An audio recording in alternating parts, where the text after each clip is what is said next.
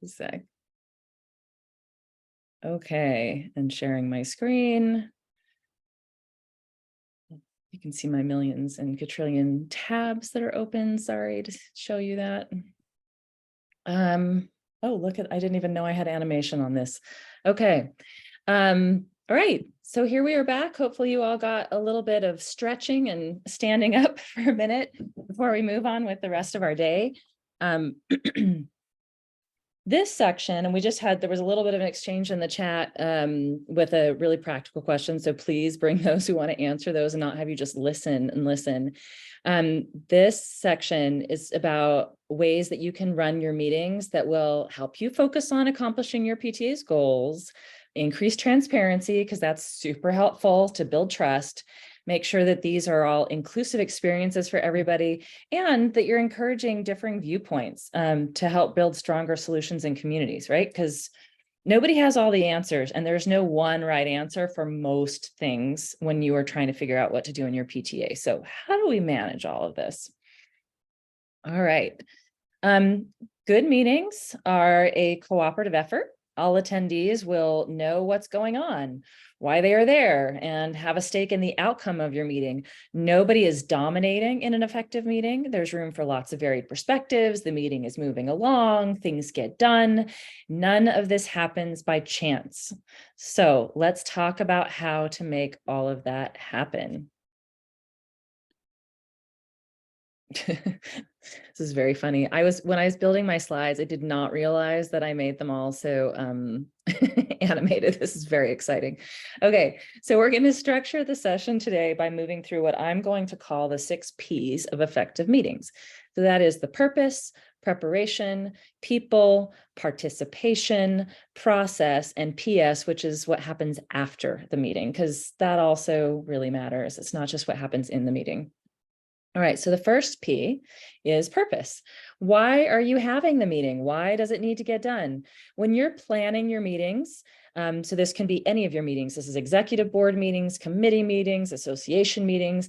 I suggest that you put right at the top of your agenda what your objectives are, your goals, your desired outcomes, however you want to make it clear to both the planners and the attendees what you're trying to get done, what you're trying to accomplish in your meeting. When people don't know why they're there or what they're being asked to do, like when their meeting agenda lacks some clarity, it can make your meetings awkward, it can make them ambiguous, and more. So I recommend that we do that in our 2nd district meeting. So we have our goals on all of our agendas so that we're really clear and remind ourselves why we're there. I chair some other committees. We do the same thing. Like, let's read what our purpose is at the beginning, so we make sure we're anchored in the reason why we're here, and we don't get off topic, which is so easy to do with a bunch of people you like or when you have a busy life. Okay, so we showed this in that first session about the PTA 101. This is why your PTA exists. So start here. You want to make sure that all the work you're doing in your PTA is advancing something here on this list. So what are the other specific reasons you might hold executive board meetings or general membership meetings? This could include very practical to-do items. It might include other things. So can you write in the chat a little bit about what are some reasons why you hold your meetings?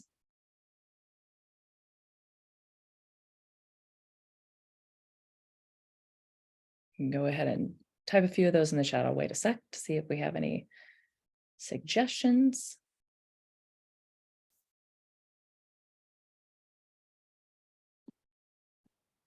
Hey there, I'm not on chat, but wondering if I can just type in with a quick response, and that's just building community, Absolutely. For everybody that's part of the PTA.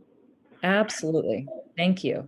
Building community is a huge reason, a huge purpose of a lot of people's meetings. AMC and create community input, ongoing challenges with SFUSD regarding facilities, to discuss community events, finding ways to support staff. Absolutely. Planning how to support the school, a school event, like your shows, the school farm. Oh, I want to hear more about the school farm. Approving expenses, talking about upcoming events, to raise money, for the graduation trip, to communicate, collaborate on upcoming plans and needs. Absolutely. These are all great things. And it's individual, right? There's a lot of things that are common to all of our PTAs, and there are things that are unique to your PTA and your community. So here's some very practical purposes of meetings. We heard some of these in that list that you all just shared. You're going to need to approve expenses, approve programs that your PTA wants to run, approve reports. Those might be committee reports that you're going to approve, like plans that a committee wants to make. It might be financial reports. You're going to want to discuss ideas. I saw a lot of that in the chat, right? Discuss ideas about things that we want to do. You have to approve your minutes to make sure that that's verified, that the actions you took in your last meeting actually happened. You're going to hear presentations.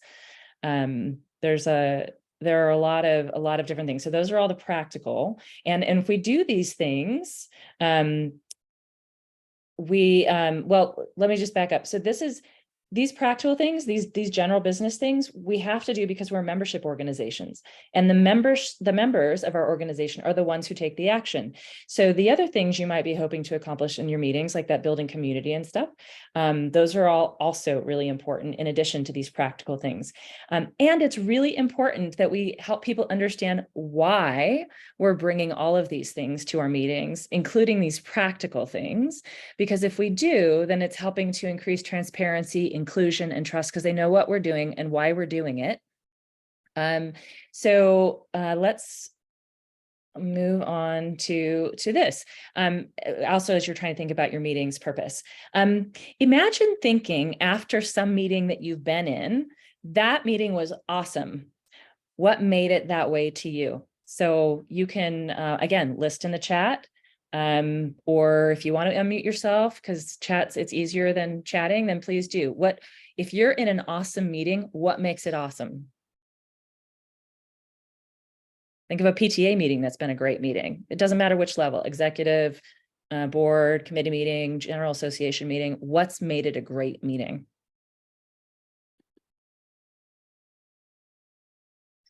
Concise discussion, clear action items.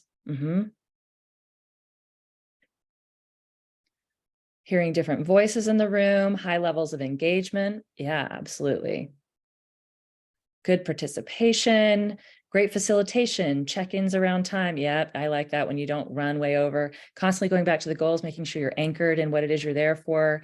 The meeting is efficiently conveys information like this one. Good, thank you. Humor, new topics. Oh, that's nice when you can laugh a little bit. Build a strong community. So when you feel that community being strengthened through the participation in your meetings, that feels good. Great, thank you. Yeah, I agree. A lot of those. I also love to hear when I think I've been in a good meeting is when I'm seeing really respectful conversation. And I also love hearing interesting discussion that has a lot of different ideas in it that people feel comfortable sharing, right? Have you been in a meeting where you're like, everybody's super quiet because they're afraid to say, because somebody's going to criticize what they have to say, or they don't think it'll be accepted. But I love when I'm in meetings that have this environment of, I'm going to say something. I have no idea if it's going to be, I'm the only one who thinks this, but I feel comfortable saying it. And I like being in meetings where that dynamic is there.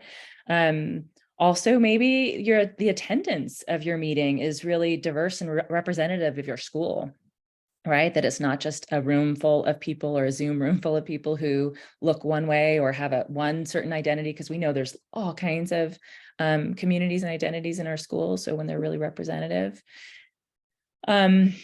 The other thing that I was thinking about about effective meetings is when sometimes you'll hear like a committee report out on something and you realize that there's a whole bunch of people who've been involved with the work who may not be in that meeting. And that's great because not everybody can come to meetings. Sometimes it's just really hard logistically for them.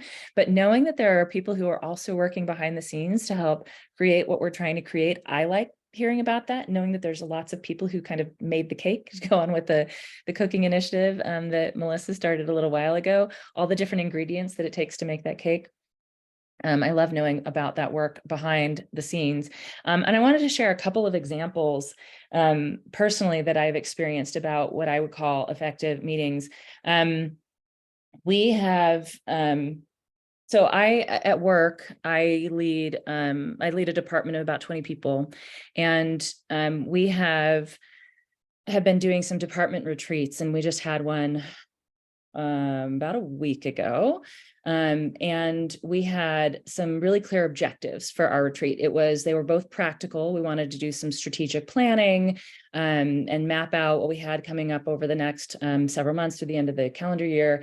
And also we had some specific objectives around our culture, around wanting people to connect with each other, to have fun with each other, and to build relationships, because culture is really important to us in our department, how we want to be in relationship with each other. So those were very clear. We conveyed those at the beginning, and it's how we planned the agenda and all of the activities we were going to have.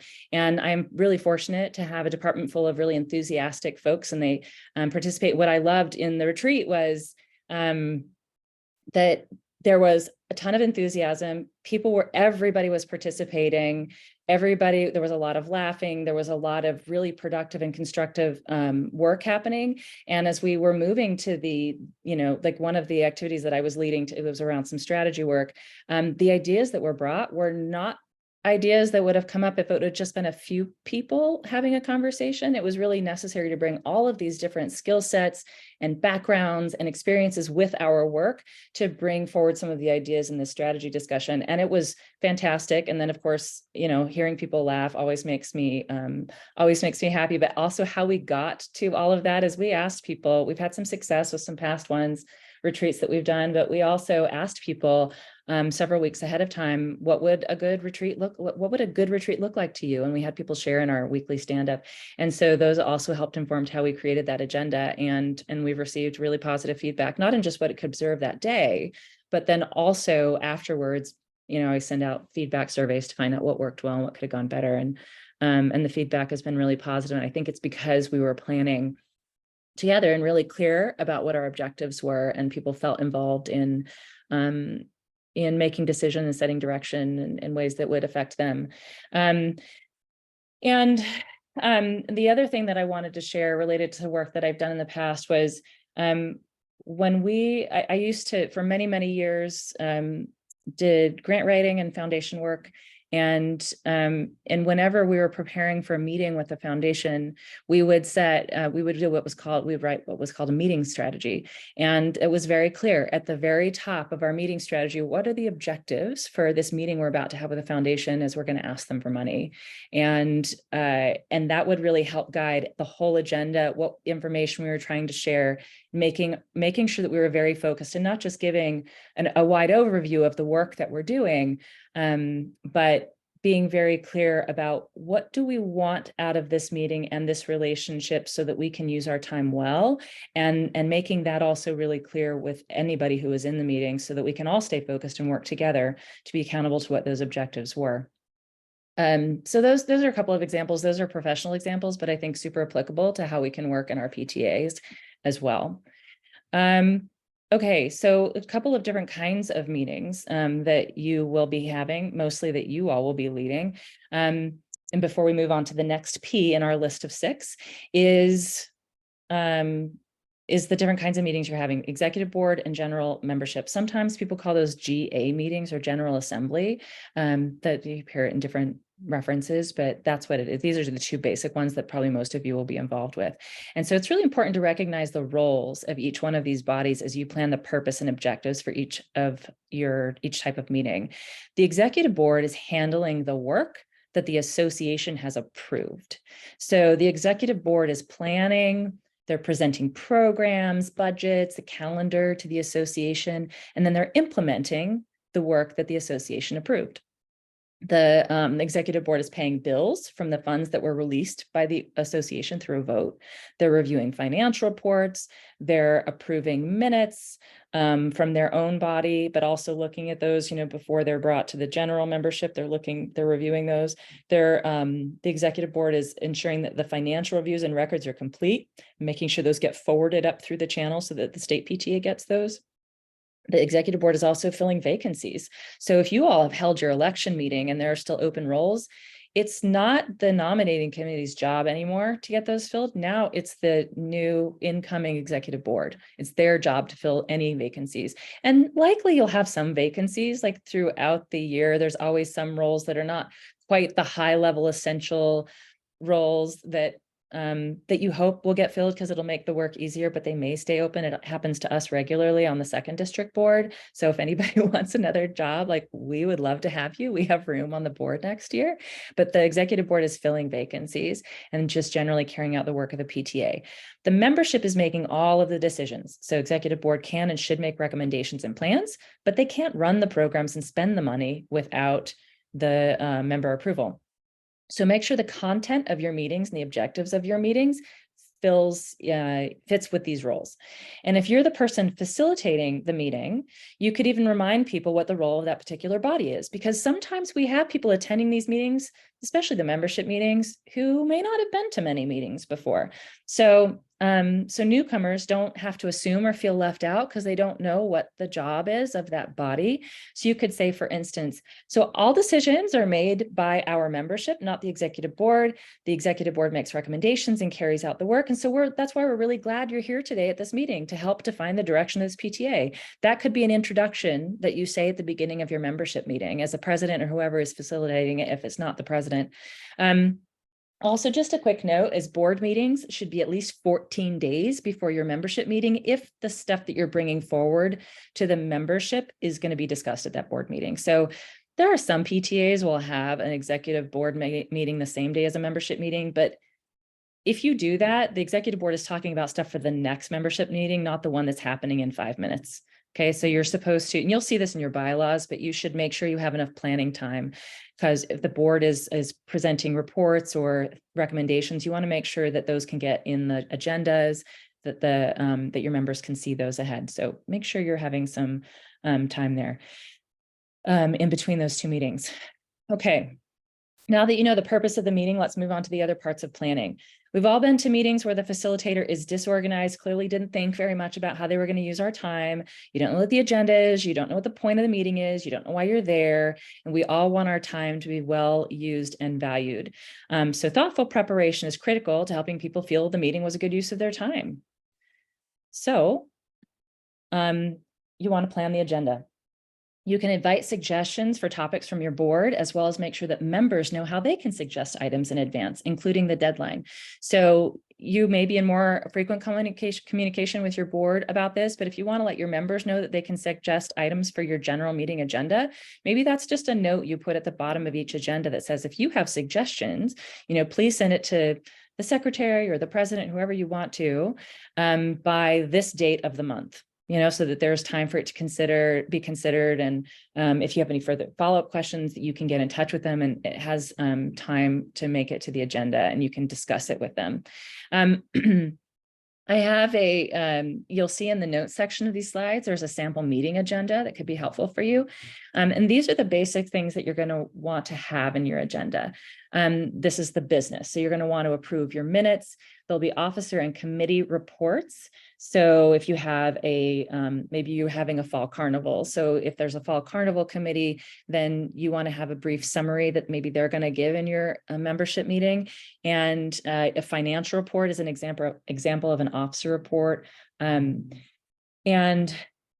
so if there are going to be action items, make sure you know what those are ahead of time so that those are noted and you can handle those. And we'll go over how you make a motion and take an action in a minute. So the officer reports, I just want to make sure I'm very clear. Those include your treasurer's report, which should also have expense approvals and releasing funds in the budget if that's needed. So when you approve your budget at the beginning of the year, you also have to take a vote to release the funds. They'll talk more about that in the financial officer training. And you might do that by event, like if it's the fall carnival committee, maybe you release all of the funds at the beginning of their planning. If you know that you have the income to cover those things, maybe you release it by the month, maybe you release it by the semester. You don't want to release more funds than you actually have in your account to pay for. But those are some votes that might happen, some actions that would happen related to a treasurer's report. There might be a president report. The principal might give a report as well. And then consider the timing for all of these items so that you can finish on time, and make sure that you don't overfill your agenda. So that includes making sure you let each of those people who are presenting know how long they have to speak, including any questions that might come up. So you can plan your agenda out well. You also want to consider what resources you might need to make your meetings accessible. Do you need interpretation services? Make sure you plan ahead and coordinate with your principal for that. And then consider including some social time so that people can get to know each other and build community. Maybe you want to build some group activities into your agenda. Maybe you want to get some ideas on again, let's go with the fall carnival theme. We'd like to have some brainstorming on how we might do this thing. So we're going to spend 10 minutes and break into breakout groups and let people interact with each other, that they bring the ideas to the larger group. And maybe there's a committee that's formed after that. There are a lot of different ways to do it, but there's ways that you can help people interact with each other and build community in your meetings. You'll also find in the notes some good meeting tips for preparing and facilitating meetings. I also have included a link for hybrid meetings because that's really normal now, right? There was some chat conversation about in-person or just virtual, and there are some tips if you can do both, if you want to invite everybody who can be in person. But we've also seen sometimes more participation when we have virtual trainings or virtual meetings, because some people just aren't able to come in person. So you can consider hybrid meetings, and consider having an interesting program, because business is not so exciting for everybody. They want to have something that's interesting as part of their meetings as well, that gives them some value besides just doing the business. Okay, if you need to give meeting notice, and this is part of your preparation. If you change the meeting time from the time that is stated in your bylaws, you must give at least 10 days notice in writing and no more than 90 days. You want to make sure you're including the place and time. You can see the section and articles in your bylaws to refer to here. And whenever members are required to take action, you also need to give 10 days of notice for that, along with the nature of that business. Like, what are they voting on? Is it the budget? Is it a new program? Are they just approving expenses? It is never a bad idea to provide detailed agendas in advance, because it builds transparency, trust, and inclusion, and it helps people also come prepared for discussion rather than being surprised, right? So if they know that the fall carnival's on the agenda and they have some ideas, they know that they can come, they can be prepared to have a conversation about that. It might also improve attendance because people know what they're coming for, and they'll come if there's an item on the agenda that they're excited about and want to weigh in on. Another way you can prepare for your meetings is to set some ground rules for keeping your meetings focused and able to achieve its objectives. You could also consider creating norms or community agreements. There's a lot of different versions of this ground rule idea. And you could also create these as a group so that people have input and have a stake in supporting whatever this list ends up being. Here are some suggestions listed here on this slide. A timed agenda. So having a clear beginning and end tells the members that you value their time. You can be reasonable in the amounts of time allowed for discussion and make sure that members know they can extend the debate if other meeting members approve for that. This is one you just saw Melissa model this a minute ago, is a motion first before the comment. The motion creates the parameters for a discussion. The motion can be amended or voted down if another option arises during debate. And motions help prevent us from talking in circles and having endless meetings, because there's an action item on the floor. We can engage in questions and comments around it, and then there's a vote and you move on. Another good suggestion is to make sure that everybody gets to speak once before anybody speaks again, so that no one is dominating your meetings. Anybody with a comment has an opportunity to make it, and you could have your VP or your secretary keep a list as the hands go up. So we all have been in meetings where there is somebody who has a lot of opinions and keeps raising their hand or jumping in and speaks, and then all of a sudden they've said 5 things and nobody else has gotten in because they've taken up all the space. So this could be a good rule for your PTA if you find that sort of thing happening, is making sure that before I call on Joe again, let's just make sure there's not anybody else who wants to make a comment, and then go ahead and go back to Joe. Right? 2 minutes to speak. This also, for those of us who can be a little long-winded, 2 minutes is great. This helps to focus conversation, allows time for a lot of people to speak. You can have your VP or secretary or even your parliamentarian help with timing there. And if people have more to say beyond that 2 minutes, they can wait their turn until others have spoken and then speak again. Stick to your agenda. You can make sure you give guidelines about how to add items to the agenda during the meeting, presenting as new business to bring up at the next meeting, however you'd like to do that, but stick to the agenda. Have an expectation that folks are treating each other with respect. They're speaking to the topic. They're not talking about a person, making it personal. No ideas are stupid. So have that sort of an expectation, and then speak to the facilitator. So this could be helpful so that there's not cross discussions. If you are whoever's facilitating your meeting, that you're making your comment to them, so that the facilitator can handle the back and forth, can call on people to facilitate, to do their job, to facilitate that conversation. Okay, next P. This is the people. So now that you've prepared, how do you make sure the people you want are there? After all, PTAs are supposed to be inclusive. We're a membership organization. We can't do the work without our people. So who should be presenting? Who are you hearing from on all of these things? Make sure that you're in touch with them. Maybe find out about attendance wise, like which people aren't attending often. Be curious. Can you find out why they're not attending? Make them feel welcomed. Maybe the topics in the agenda aren't exciting to them. Maybe the time is not great for them. Are you meeting in a place that makes people feel welcome? Maybe you have some interesting dynamics in your school right now, and it might be more useful to meet in the park near the school or in a community center near the school and not necessarily on the school site. So have a consideration about what might make people not feel like they want to attend. And related to that is how we can decrease barriers to attendance at our meetings. We might have in our schools concentrations of families from certain cultures, which affect which languages we use. We have for interpretation and translation services, as well as what holidays we want to consider when we're planning around or including. This link you'll see when we send you the slides is super useful when setting your calendar. It's a multicultural calendar. This website also has a lot of resources for inclusive holiday programming and communication. You could also consider putting out a survey to learn what barriers people might be facing to attending. You could use room parents, other officers, or affinity groups to ask around and gather feedback from people they're interacting with. But the times the reasons that people might be hesitant to come, or the time, the day, the place, maybe they have babysitting needs. Maybe the timing is difficult because they need to feed their family and that just conflicts with it. Maybe they don't like the topics. Maybe they don't feel welcome. Maybe there's some other cultural barriers you're not aware of. So these are the kinds of questions you can ask yourself to decrease barriers.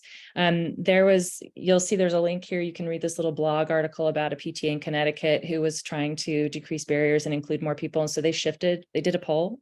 They shifted the meetings from midday, where we used to be having them in the middle of the day, which of course only accommodates people with certain kinds of schedules. And they moved them to the evening.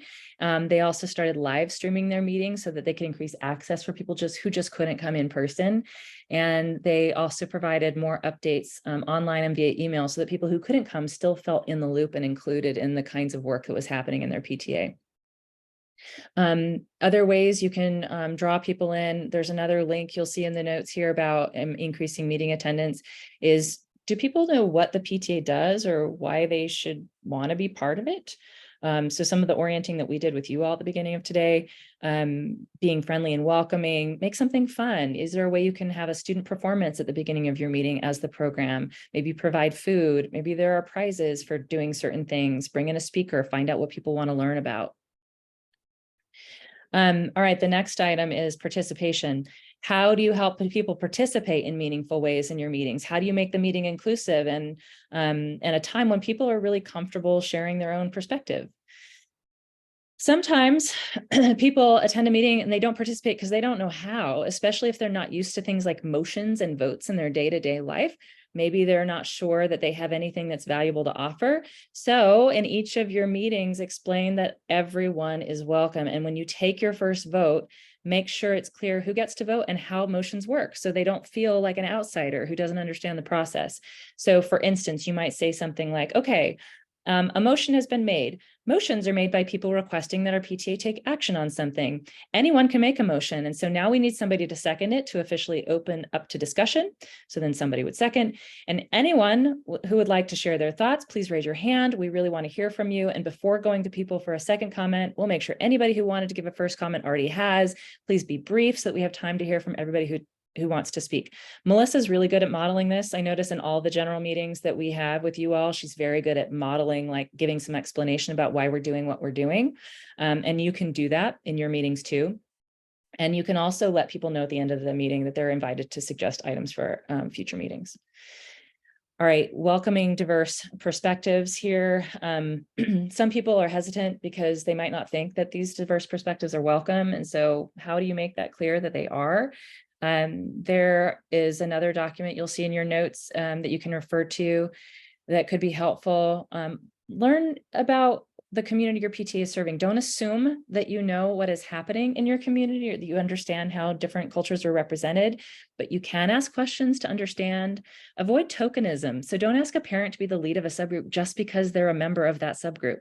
You want to make sure you're reaching out to all your communities at your school, build trust, and don't assume that you're in a position of trust just because you're a PTA leader. So you need to work on building meaningful relationships, following through and doing the things that build trust. Don't just assume that you have it because of your role and position. And, answer questions to understand the needs of your community. And I mentioned already about alternative meeting locations. I wanted to share this with you. You'll see the link also in the notes. PTA has created this guide for PTA leaders to use when trying to improve their efforts to advance diversity, equity, and inclusion. Has a bunch of rubrics across several areas to see what stage your school is in and what you might do to get better. They have beginning, emerging, intermediate, and advanced areas. So you'll see the link there. You can check it out at your convenience. And then wanted to spend a few minutes here talking about process. Who's process people? I like good processes. Having a clear way that everybody knows how to bring people along and make decisions is really helpful for establishing trust and predictability. And it helps people know how and where to plug into your work. So here are some basics. You need to make sure that you met quorum. That number is in your bylaws. If you don't meet quorum, you don't have to stop your meeting. You can still have it. You just won't be able to take any votes or action. You're going to want to take minutes in your meetings. Minutes should include a record of attendance and any action that was taken. For example, they'll serve as proof that funds were expended in accordance with the bylaws and the approved budget. Minutes should not include opinions or lengthy descriptions of the discussions that you had or detailed quotes. There are also some links you'll see in the notes. There's a short 10-minute course on how to take meeting notes for the secretary. You'll also want to use parliamentary procedure to make sure that everybody gets heard and that nobody dominates the discussion. Again, you'll see more links in the notes for this. And so the basic principles here of parliamentary procedure are justice and courtesy, rights of the minority are protected, rule of the majority is reflected, there's no partiality, and you consider one thing at a time. There are also some links for trainings related to that. And then you just want to make sure that the next steps in your meeting are clear. So here's how to make a motion. You've seen this today. You've seen this in other meetings that we run. If you haven't done this in your PTA, here is how you do it. A motion to take action is introduced by a member. It is seconded, discussed, and then voted on. Only those who have been members for at least 30 days are allowed to make motions, discuss, and vote. And while not required, some of the ground rules I suggested earlier can be really helpful when there are a lot of comments on an item, like making sure that everybody gets to speak once before doing it again and having a limited time limit. So here's what you do. A member stands and waits, for the facilitator, like the president or whoever's running the meeting, to be recognized. They get recognized. Then the member presents a motion, says, I move that, and then they say what the action. I move that we approve I move that we approve the 2023-24 budget. And so the secretary would record the exact wording of that motion once it has been seconded. So another member is seconding that motion, then that is recorded, the motion is recorded. This shows that there is more than one person who's interested in bringing this business before the group for discussion. Okay, if there's no second, then there is no motion. So the second is required for there to be a motion. Nothing is recorded in the minutes. So then once you have that second, the chair restates the motion that makes sure that everybody understands what's about to be discussed. And then there is discussion on that motion. So you don't discuss it after the motion. You wait until after the second, and then you can make comments, you can ask questions. Everything you want to do happens after the second, and that is showing that there is one item on the floor right now to decide. Okay. And so everybody does that. And then at the end, the chair, president, or whoever's running the meeting takes that motion to a vote by saying all those in favor say aye, and then you wait for the vote, those say no. And then you go ahead. And then you announce the result of the vote. So that's how making a motion takes place. I am not going to run through all of these right now, but you'll see more details about what I mean by each of these facilitation tips in the notes, because I want to make sure we have time to answer a few questions as we get through the end of these P's here. But one thing I will say as a meeting leader is that picture yourself as a conductor. The PTA meeting is your symphony. The agenda is your score. the musicians are the attendees, and the attendees know their parts and how they fit in the whole piece, and you are the conductor. So you know the score and you're helping all of those attendees or musicians move through the piece together. That's your job when you're facilitating a meeting. You want to prepare your participants in the ways we've talked about, prepare yourself, and all of the other things that I've listed here. Okay, after your meeting. All right. If you're holding effective and inclusive meetings, if this is something you're working on, consider holding a post-mortem discussion or two occasionally with the executive board, or even poll your membership for their feedback. So often we focus on making a plan and doing it, but we don't make time for reflection so we can actually improve over time. This is actually a really essential part of learning, and it's what good teachers do all the time with our kids so that the kids can reflect on their own progress in learning content and skills, right? Good teachers build in time for reflection. So here, post-mortem on meetings. I would recommend having a conversation within a few days of the meeting so people's memories are fresh. Clearly restate what the goals of your meeting were so that people can provide relevant feedback on the progress towards meeting those objectives. And then when you're making this reflection visible, it allows people to see that you're intending and trying to improve. They know that there's progress, at least intended, if not also made, and they can feel good about their efforts. And here's some just suggested questions to ask when you are doing a postmortem. What are some things that went well during that meeting?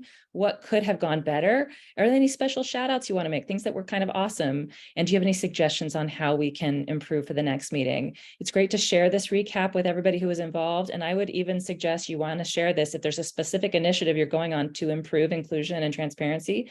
Send some notes out to your members to say, thanks so much for your feedback. We want you to know we're trying to do this and here's how we're progressing. Here's a few other resources you can click through that I mentioned earlier that you can take a look at later. And that is the end of this. That was, again, lots of information. Are there any questions that I can answer right now? Thanks for the conductor analogy. Appreciate that. Any other questions?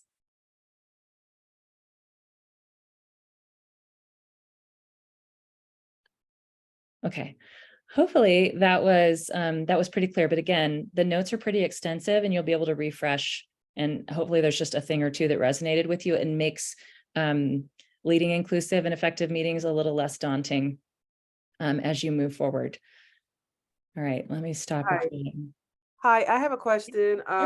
Any chance you can send a link of the presentation you did today? Oh, absolutely. I'm going to send all the links, and we'll send you the recording too.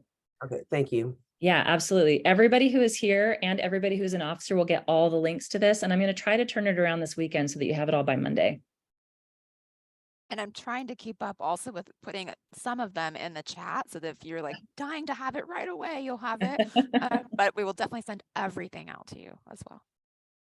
Okay, I'm going to stop the recording.